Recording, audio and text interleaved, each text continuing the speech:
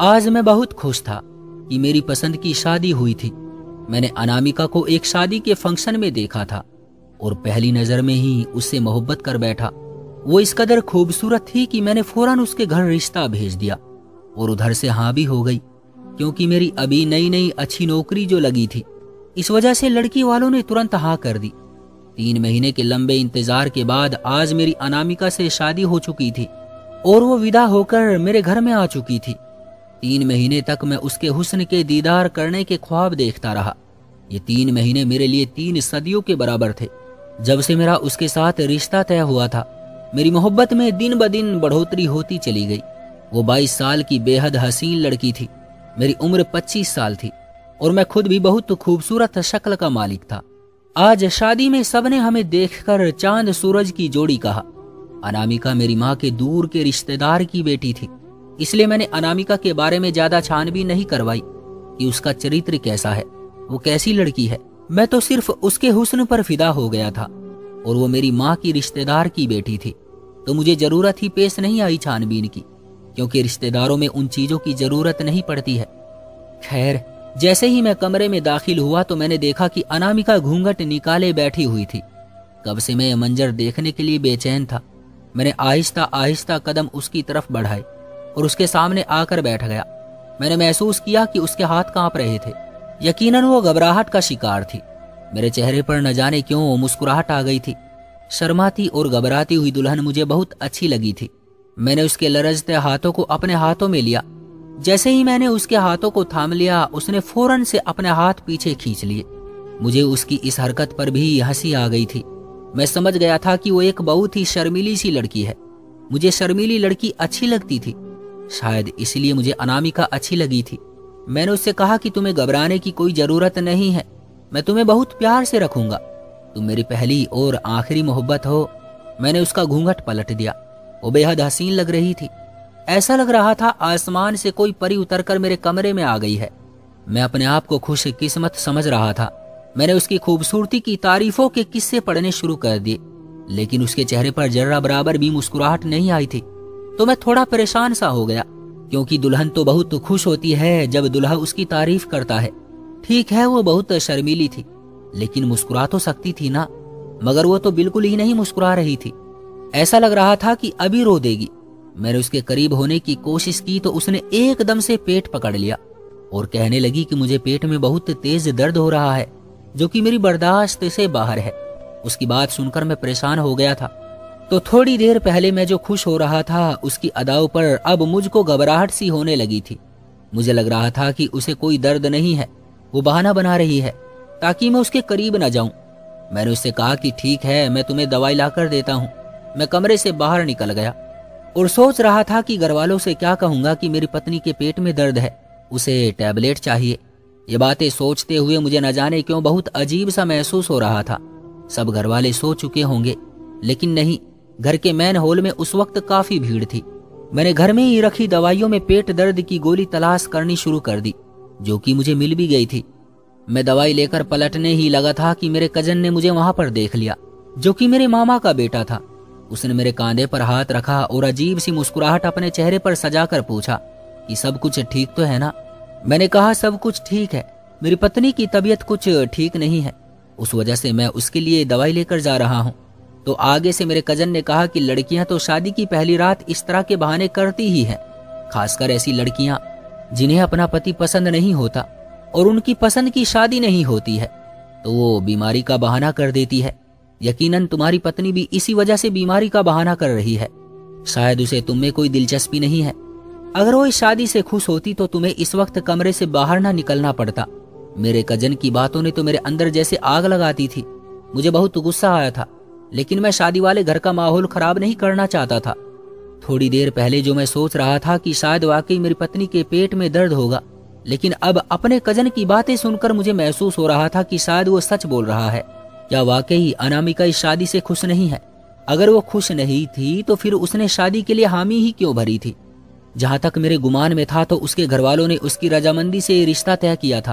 फिर मुझे एहसास हुआ कि मेरे कजन ने गलत और भद्दी बातें मेरे अंदर डाल दी है।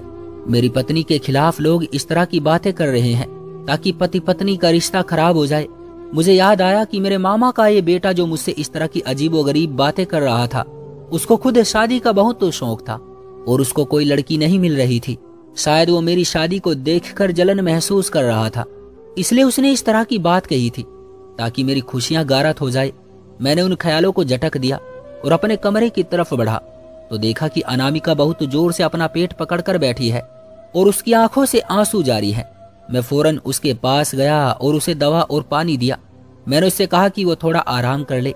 जैसी भी थी वो मेरी पत्नी थी और उसका ख्याल रखना मेरी जिम्मेदारी थी। आधा घंटा मैंने उसके पेट दर्द कम होने का इंतजार किया।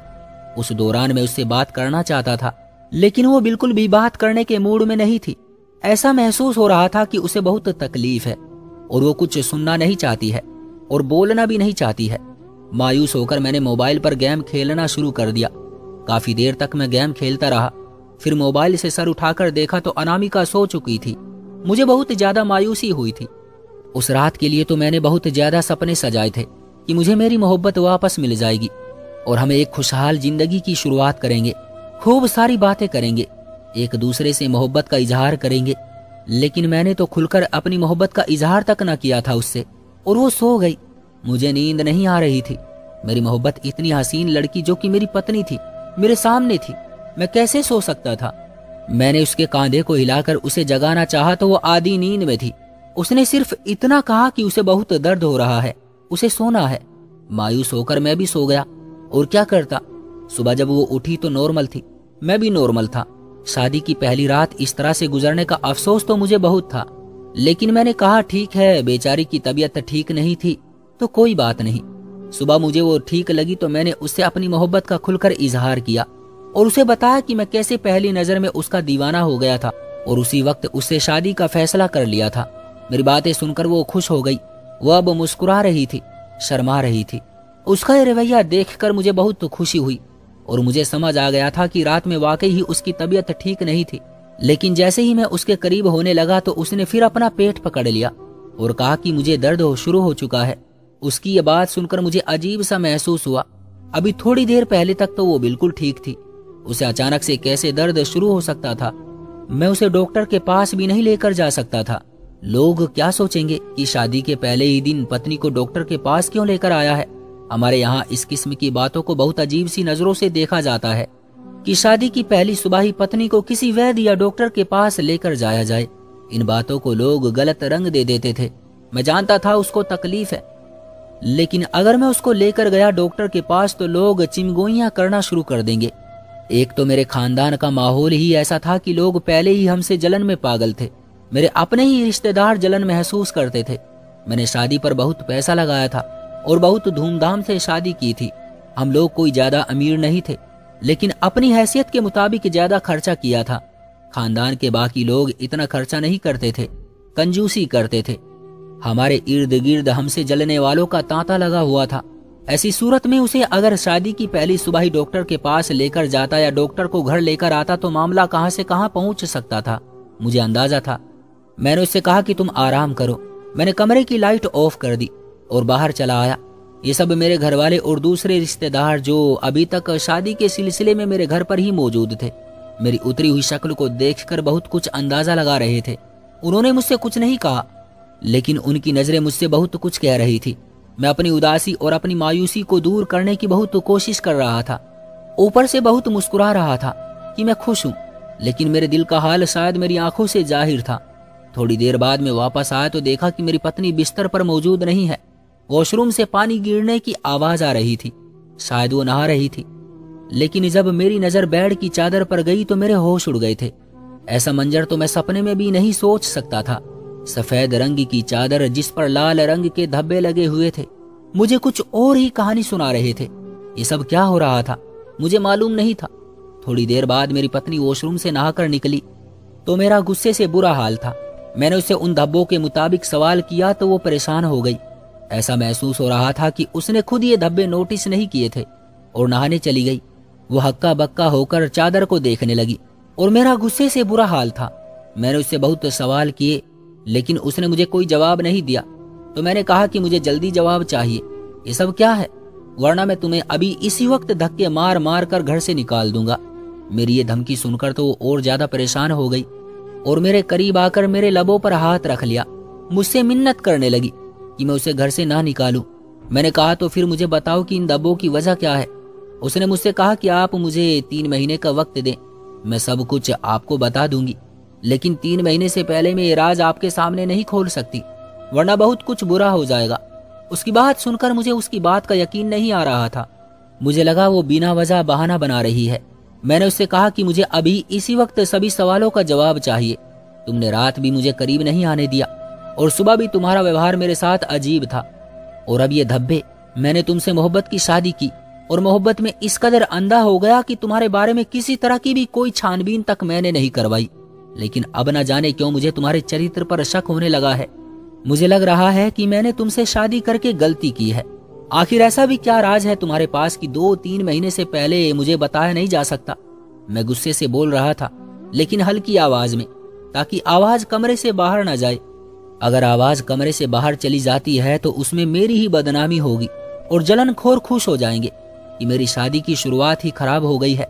मेरे हालात जैसे भी थे, लेकिन मैं अपने दुश्मनों को खुश नहीं करना चाहता था। मैं उन लोगों में से था जो अपना राज दूसरों को मरकर भी नहीं बताते, खासकर उनको जो हमारी खुशियों के दुश्मन है। मेरे गुस्से को देखकर अनामिका काफी परेशान हो गई और देखते ही देखते वो रोने लगी। कतरा कतरा आंसू उसकी आंखों से बह रहे थे। उसे रोता देखकर मेरे दिल को झटका सा लगा। जो भी था, आखिर वो मेरी मोहब्बत थी। उसे रोता देखकर मैं भला कैसे सुकून में रह सकता था। मैंने उसे रोना बंद करने को कहा और बेड पर बैठाया। कमरे के दरवाजे की कुंडी खुली थी और इस बात से हम दोनों ही अनजान थे।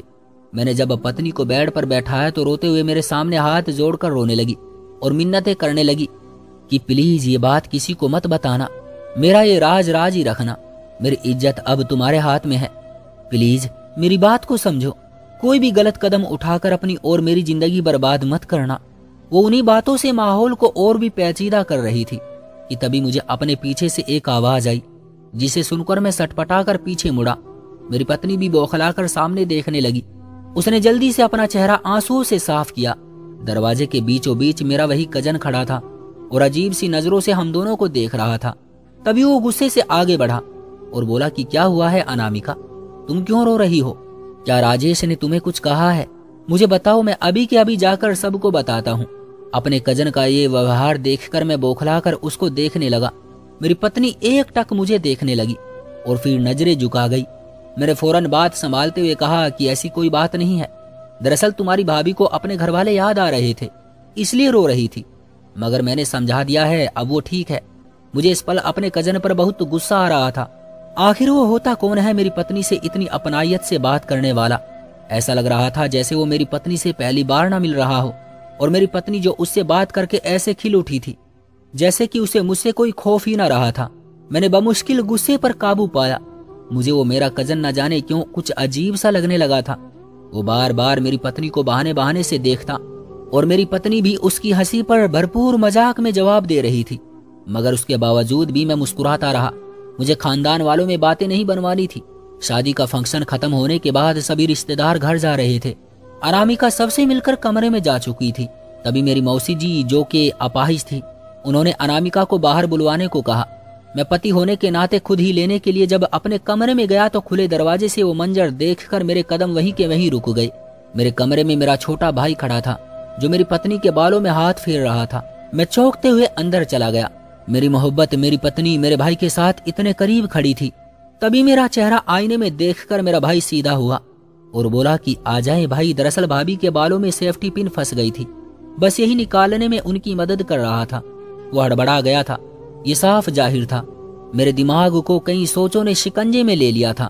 मेरा दिल चाहा मैं चीख चीख कर रोना शुरू कर दूं। मेरी पत्नी मेरे अलावा हर एक से हंसी खुशी से बात कर रही थी। आखिर मुझ में क्या कमी थी? एक बार फिर बिस्तर पर लगे दाग मेरी नजरों के सामने आ गए। मेरे जाने के बाद कौन आया था मेरे कमरे में? क्या मेरी पत्नी का चरित्र इतना गिरा हुआ था? मैं मायूस दिल के साथ बाहर तो आ गया था, सबसे मिल भी लिया था। मेरे मामा की फैमिली जाने ही वाली थी कि तभी मेरा कजन जाते जाते रुका और फौरन कुछ याद करते हुए बोला कि मेरी घड़ी पता नहीं कहाँ खो गई है। मैंने कहा कि तुमने रख दी होगी कहीं, जब मिलेगी तो मैं खुद पहुंचा दूंगा। तभी उसी पल मेरी पत्नी फौरन बोली कि वो हमारे कमरे में पड़ी है, साइड टेबल पर। वो दोनों वहां जा चुके थे, बाकी सब गाड़ी के पास जा चुके थे और मैं जो अनामिका को बाहर लाने के लिए पलटा था, इस बात पर अटक कर रह गया कि पहले भाई और फिर कजन, आखिर कौन था जिसने मेरे हक पर, इज्जत पर डाका डाला था। तो दोस्तों, ये थी हमारी आज की कहानी। उम्मीद करते हैं कि आपको पसंद आई होगी। आपका क्या कहना है इस कहानी के बारे में, कमेंट करके हमें जरूर बताएं। वीडियो को लाइक कर दीजिए और चैनल को सब्सक्राइब कर लीजिए और साथ में घंटी को दबाकर ऑल पर सेट कर लें ताकि आने वाली वीडियो आपको तुरंत मिले। मुझे दीजिए अगली वीडियो तक इजाजत, तब तक के लिए धन्यवाद।